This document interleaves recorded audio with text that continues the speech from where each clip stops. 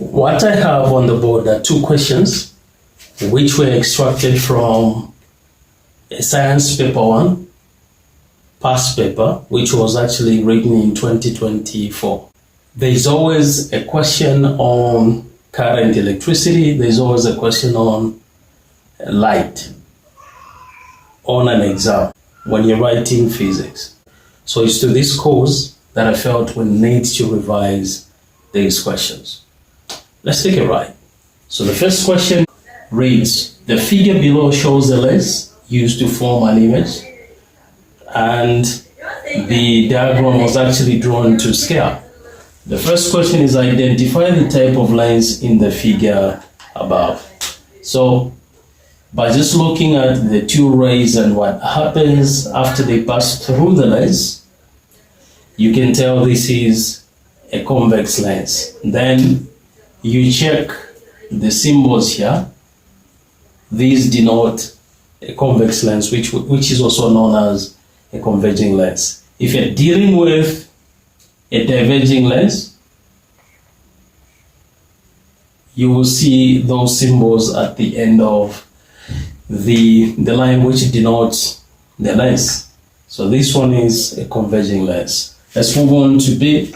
Mention two characteristics of the image formed. These are not characteristics that you have to master. You just have to look at the image, then compare it to the object. So the object is here, the image is here. So what are the differences that you're seeing between the object and the image? We can start with size, right?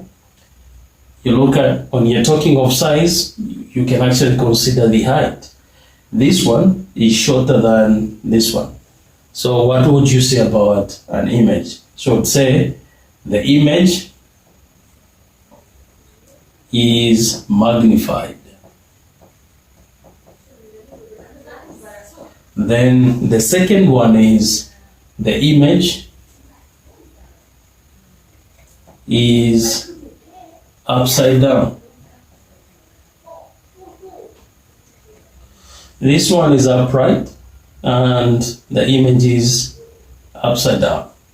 Then we can also make mention of where it's formed. The image is formed beyond 2F, right? Then we can say the image is real.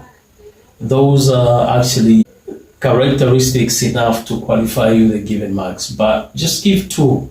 Those are enough. Let's move on to the last question. They're saying what device uses this type of a lens to produce a similar type of image?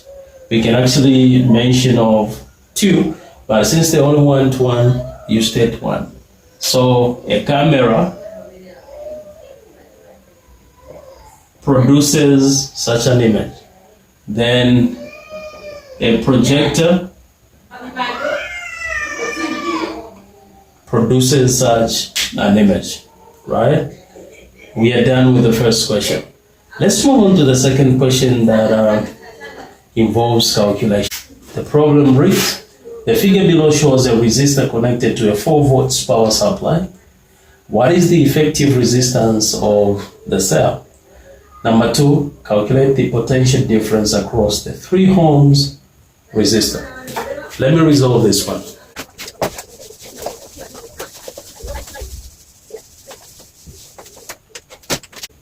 Alright, so for us to determine the effective resistance of the cell, we need to determine the total resistance of the entire circuit. So we start with this. These two are parallel to each other. Then this one is in series with those two. So what we do is we break down this. Let's start with these two. And when we resolve them, they're going to give us one resistor that will be in series with the other. So how do you find total resistance of two resistors in parallel? We said 1 over Rp is equal to 1 over resistor 1 plus 1 over resistor 2. Right? So from here, we plug in the values. 1 over Rp, that's parallel resistance, is equal to 1. We can pick any of the two resistors as the first resistor, we can name this one as R1, this one as R2, and plus 1 over 12. Then we repeat this, 1 over Rp is equal to, let's find the lowest common multiple of the 2, which is a 12. 6 into 12, 2 times 1, 2, plus 12 into 12, 1 times 1, 1. We can now wrap up this by adding those numerators, which will give us a 3 over 12. Then we can cross multiply. 12 times 1, 12. 3 times Rp, that will be 3 Rp. Our interest is to find the equivalent resistance of the 2 resistors. So we can divide both sides by 3. And then we're going to have Rp, which is equal to 4. Therefore, Rp is equal to 4 ohms. So what we have resolved are these two, okay? And we can end up now redrawing. And we can now redraw this into that. And this one will be 4 ohms. Now what we have is this resistor, which is in series with that one. So what's the total resistance of the entire circuit? So that will be resistance total is equal to R1 plus R2. That's how we add resistance of resistors in series. So RT will equate to 3 ohms plus 4 ohms. Therefore, RT is equal to 7 ohms.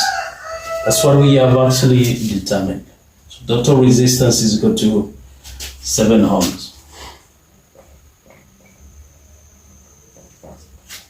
Now, it's saying calculate the potential difference across the 3 ohms. So potential difference is actually given by current times resistance.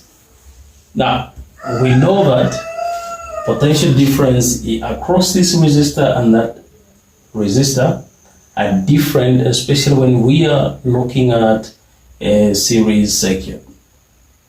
That being the case, we need to know the main current surging through the circuit, right? So how do we determine that? We're going to say current is equal to voltage over total resistance.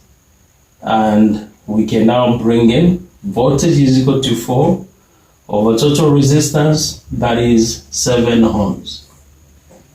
When we divide that into a 4, that will actually give us 4 divided by 7. That gives us 0.5714. It's very important to have as many decimal places in the answer, because that increases accuracy of an answer. So that's the main current. What then is the voltage across this 3 ohms resistor? So we're going to make use of this equation here. So the voltage across the 3 ohms resistor is equal to, what's the current? The current here is 0.57142, then times the resistance, right? Which is 3 ohms. So voltage is equal to, that's 1.71 volts. And just like that, we are done resolving these questions. I'll actually do more videos working out the entire questions from the 2024 science paper. So I urge you to subscribe to the channel. Watch the next video, which is showing up here or there. If you're watching from Facebook, make sure that you click the link in the comment section and subscribe to the channel. Thank you so much for watching. See you in the next video.